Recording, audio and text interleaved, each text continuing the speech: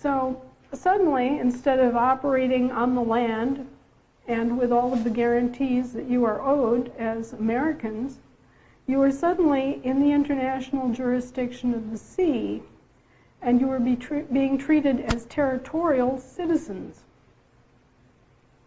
Now, the word citizen is a tricky word. Citizen implies that you are under obligation to the government, as in obligation to serve the government. All right? So when you say you're a citizen of Texas, you're saying, I have an obligation to Texas to serve the government of Texas. And when you say I'm a citizen of the United States, I'm under obligation to obey the laws and serve the interests and serve the duties of the United States. But we don't know what United States they're talking about.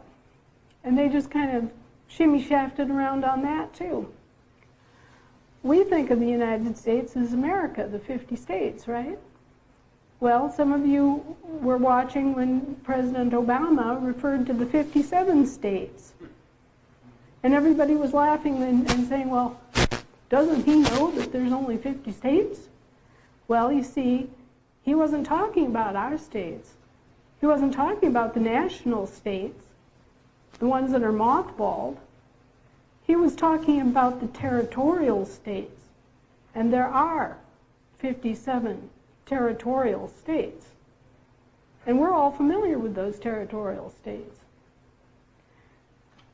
You've seen territorial states all your lives. Those are the ones that are using the upper lowercase state of Washington, state of Florida, state of Georgia. That's a territorial state. You've also seen municipal states of states. And those are the ones that are using the all capital names, state of Washington, state of Idaho, state of Ohio. Those are all municipal state of states.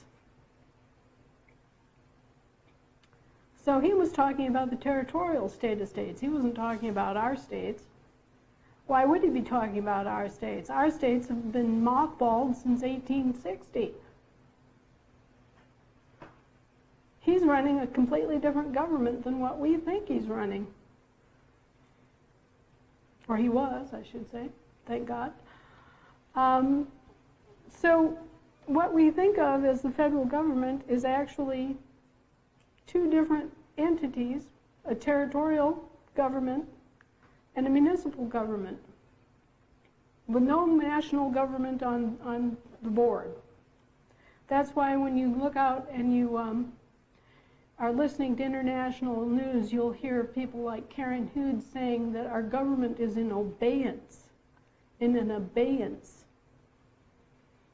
It's being held aside as it might come back at some point in the future, but it isn't here now. That's what they're saying. Our national government has been in abeyance. It's been mothballed for decades. I know. I can see some of you are looking at me and you're going, oh my, is this even real? Can this be possible? But yes, this is possible, and in fact, this is what's going on. And that's what we're fighting with every day.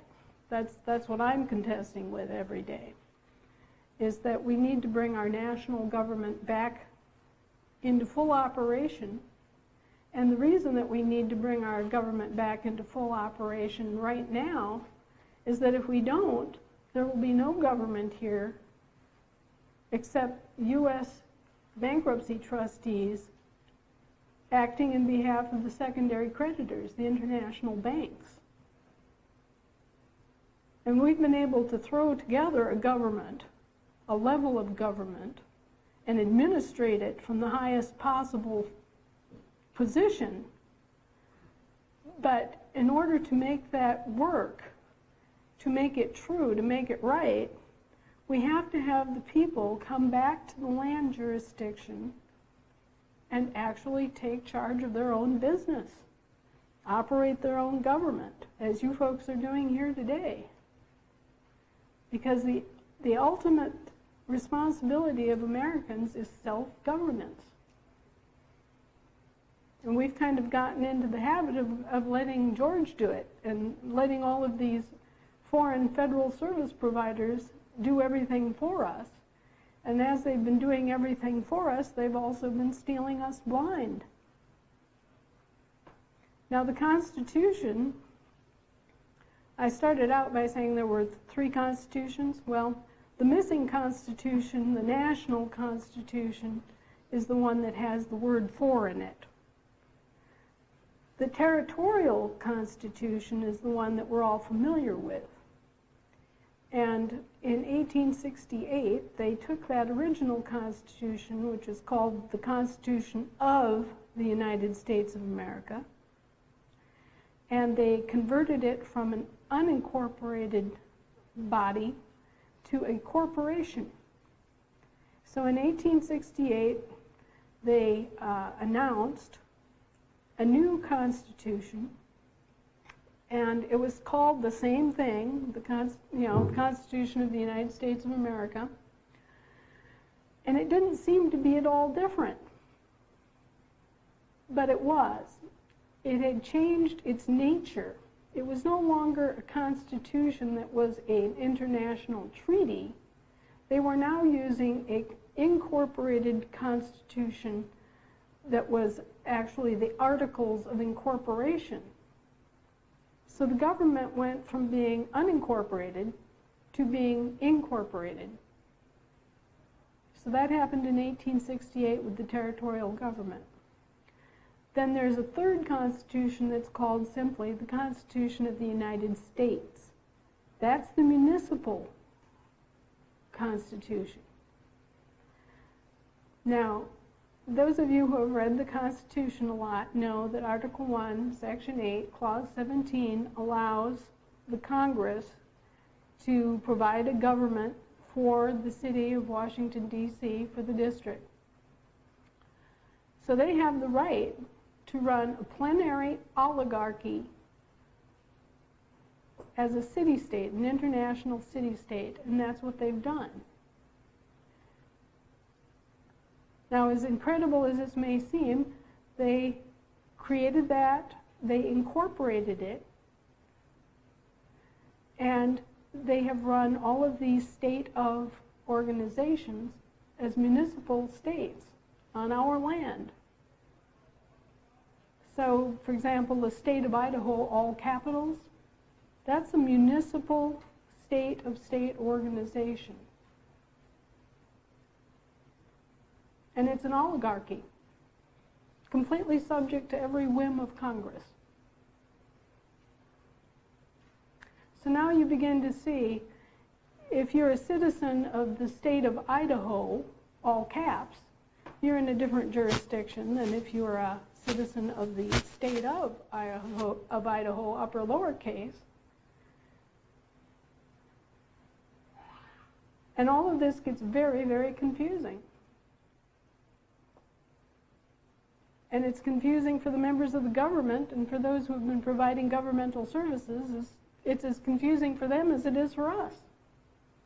I can't count how many conversations I've had with law enforcement and with lawyers who are just as confused as anybody else about this.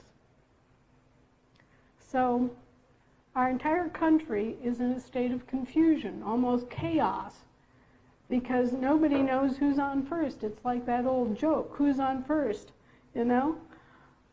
Who or what is on first?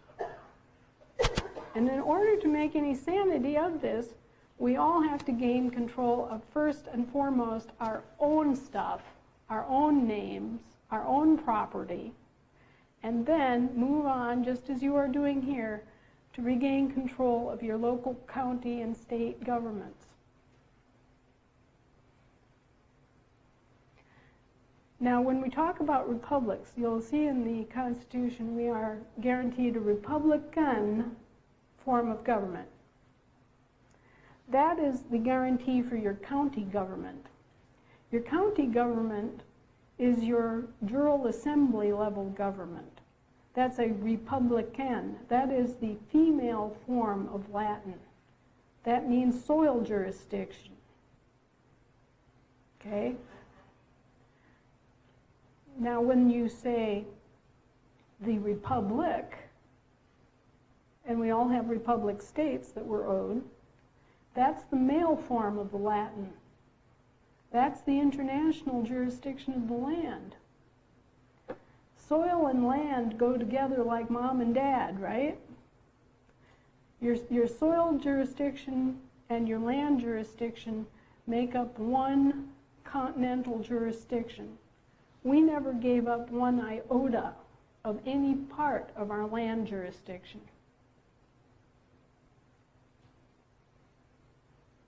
So when you say you're standing on the land and soil of Michigan or Texas, that means something. That's a clear message to anybody that is standing in maritime jurisdiction or municipal jurisdiction or any of the delegated jurisdiction of the sea that, hey, I'm not in your jurisdiction. I don't owe it to you.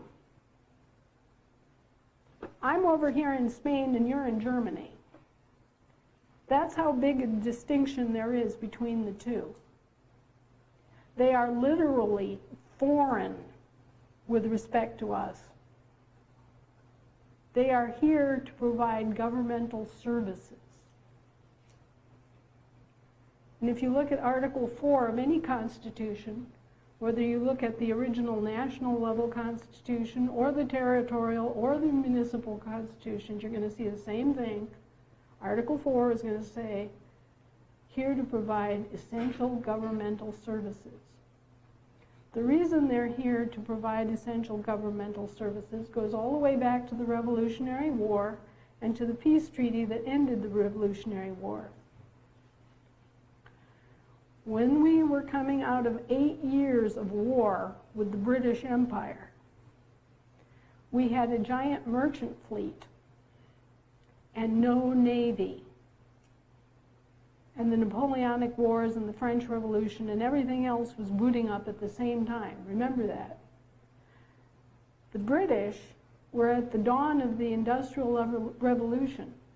They needed our American raw products, our lumber, our cotton. They needed all of that for their factories. And we needed to sell all of our produce and all of our products also, right? We needed somewhere where we could sell our goods. So we needed their market. We needed their navy to protect our merchant fleet. And both countries needed to do business with each other. So the Founding Fathers struck a deal. And that deal is encapsulated in the Constitution. Basically, they ought to provide 19 enumerated services. Those are called delegated powers. So those 19 delegated powers include control over commerce. The British government has had control over our commerce and over our trade policies since the founding of the country. They've also owed us duty. They owe every single one of us duty as our trustees on the high seas and navigable inland waterways. Okay? The way they've gotten around that duty and not paid that duty is by redefining us, one by one, as territorial citizens.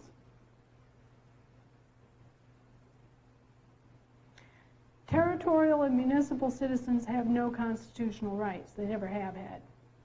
Not since the foundations of the country. So when they convert your status from being an American national standing on the state of Texas to being a foreign situs trust operating in the international jurisdiction of the sea, and they say that you're a citizen, that means that you have no constitutional guarantees. That's why when you go into U.S. District Court and you raise a constitutional argument, they'll look you right in the face and say, that has nothing to do with anything here.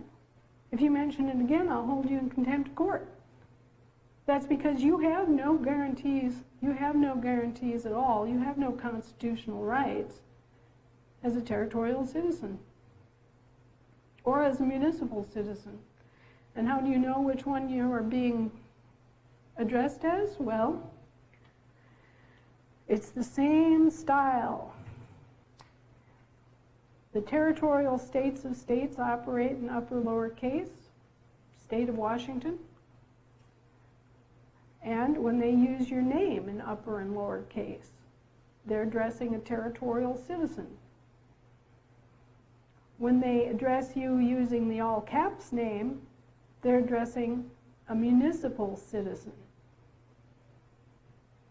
And the important take-home message for everybody in this room is that when you mean to be operating as an American, as a Texan, you're not a citizen of either one of those jurisdictions at all. You are not a citizen with respect to them.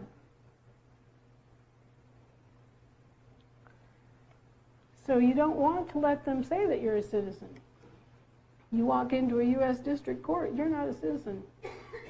You're a non-citizen. Non-citizen national, 100%, sir. Only federal employees, meaning civil employees, military employees, federal dependents, which, you know, that can mean a wide range of things, but dependent on the federal government. African Americans, because African Americans were never given state citizenship following the Civil War because there were no states to take action on it. So they have only federal citizenship. And they don't have any choice. All they can do is claim equal civil rights until we can get a Continental Congress established, and just as with the Western states, resolve that unfinished business of making African Americans full Americans. Until then, they're in this quasi-weird world of being territorial citizens. But anyway, if you're just Joe Average and you're standing on the soil of Texas, that's a whole different bailiwick than if you were out on the ocean as a British territorial citizen. And the same thing applies with all the taxes. You know, there's a lot of discussion about federal income taxes. Well, who owes federal income tax? Federal citizens. That could be municipal citizens, it could be territorial citizens, it could even, under the diversity clause of the federal code, be a federally chartered corporation. And yes, indeed, that's how they get their hooks into you to pay federal income taxes. When your name went missing from the land jurisdiction records, the recording office, now remember, each and every single one of you is a land asset. Why are you a land asset? Ah, from dust thou comest, and to dust thou returnest. You are a land asset. You belong to the land. But there's no record of your name on the land. Your parents didn't go down to the recording office and say that at such and such date, such and such baby was born to such and such living at blah blah. So there's no record of you on the land jurisdiction. So even though you're a land asset, there's no record of you. It's like you were never born, as far as the public record goes. That's why your trade name is missing on that diagram, which I'm sure you will share with everyone. And in order to correct this whole bailiwick, to get everything back in order, you have to get your name recorded. You have to lay claim to your own name, your own trade name. How do you do that? I have the forms all ready to go, and they're published on my website. It's taken us years of labor to figure this all out and to get the right forms and to figure out how to record them correctly. But it's now doable, and it's not that costly or that difficult. It's just something that everybody needs to do if they intend to operate in the capacity that you're operating here today as Texans or Wisconsinites, or, you know, to actually be standing on the land jurisdiction of this country. And the more of us who do this, the more of us who come home, then we can begin the process of resuscitating the government that we are owed. Because make no mistake, the actual Constitution, in addition to be a dead instrument, it is a trilateral international treaty. It binds all of the states together, and it binds the federal government to each one of the states, and it binds the states in total to the federal government. So that to the extent that this all has to be present and working for it to function properly, we've been firing on 2 cylinders since 1860. Now, we've been functioning, but we haven't been functioning properly, and we haven't been functioning well, and certainly it has come at a great cost to the people. Now, when they come in there and they say that you owe a federal income tax, well, who or what owes that federal income tax? The very word income is a corporate accrual, and you're not functioning as a corporation, right? Now, we're all familiar with corporations that are named after people, like J.C. Penney, or Sears and Roebuck, or Elizabeth Arden, or Chanel, named after Coco Chanel, right? So you can name a corporation after a person, and that's what they've done. In fact, they have named 3 primary corporations after you. They've taken your first and last name. So, for example, if your name was Joe Schmo, they've created a Joe Schmo Public Trust. Then they've created a Joe Michael Schmo, which is an individual trust estate.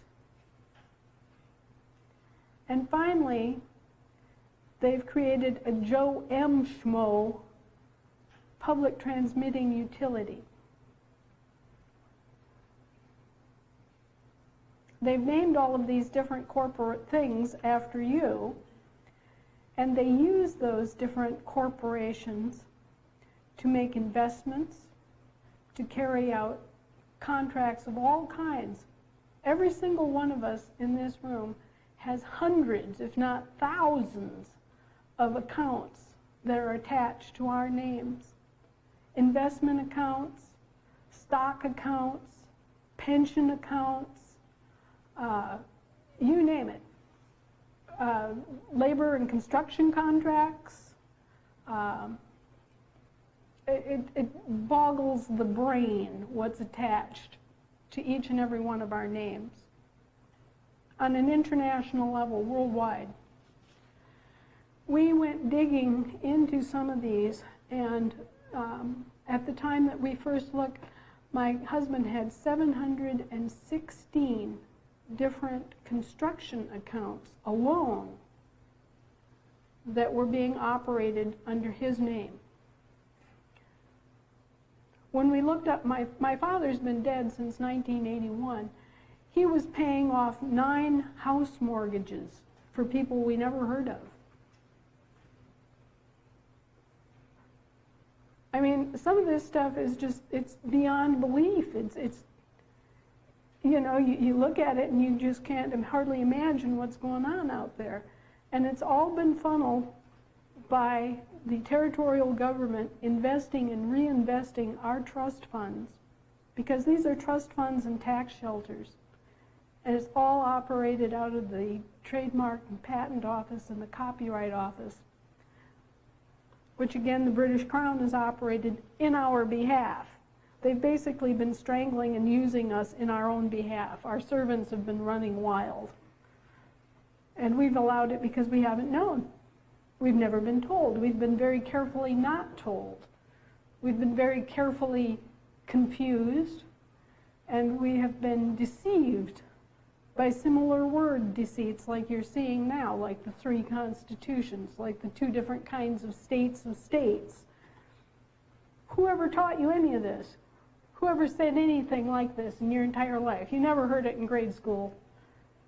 And I wouldn't know it if I hadn't dug it up myself and with my team of researchers and other people that have been concerned about this over the years.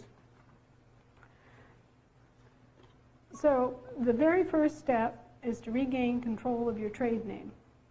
Once you gain control of your trade name and reconvey your trade name from the land, from the sea back to the land, that's step 1.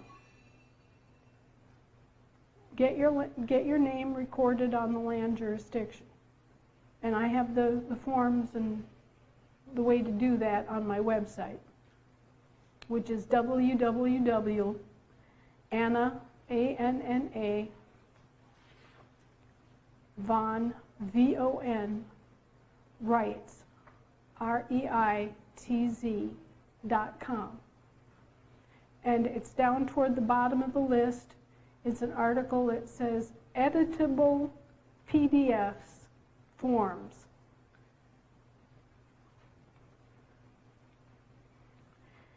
And you basically fill out these forms and record them with the land recording office. And what you're going to be doing is you're going to be executing a deed of reconveyance, just like when you reconvey a piece of property after it's had a mortgage on it. You're going to be establishing a deed of reconveyance, reconveying your name, your regular trade name that you've used all your life, upper lowercase, back to the land and soil of the state where you were born.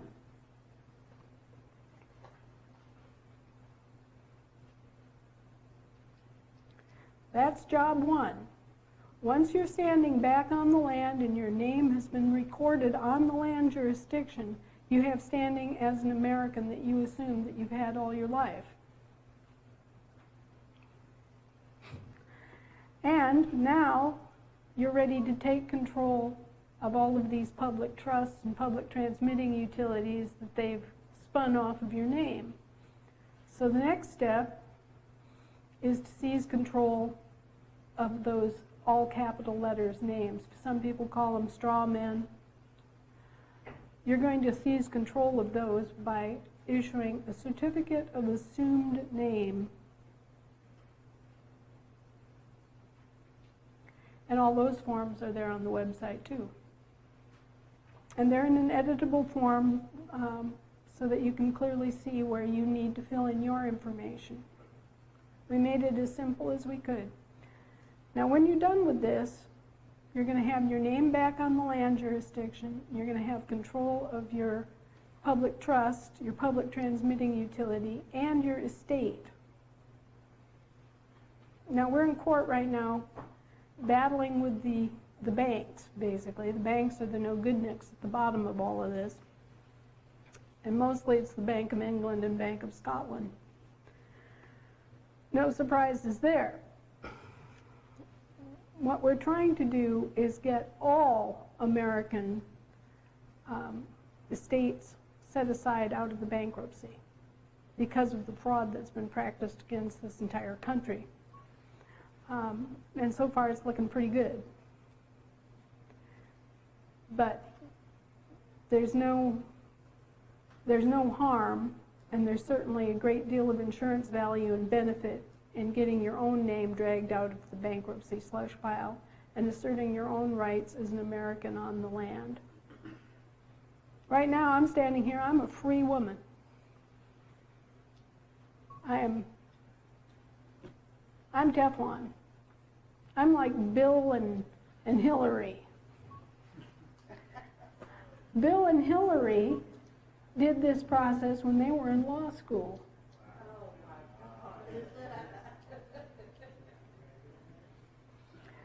So that should tell you all something that's worth doing. And it's a wonderful feeling to get up in the morning and not feel terrorized by your own government.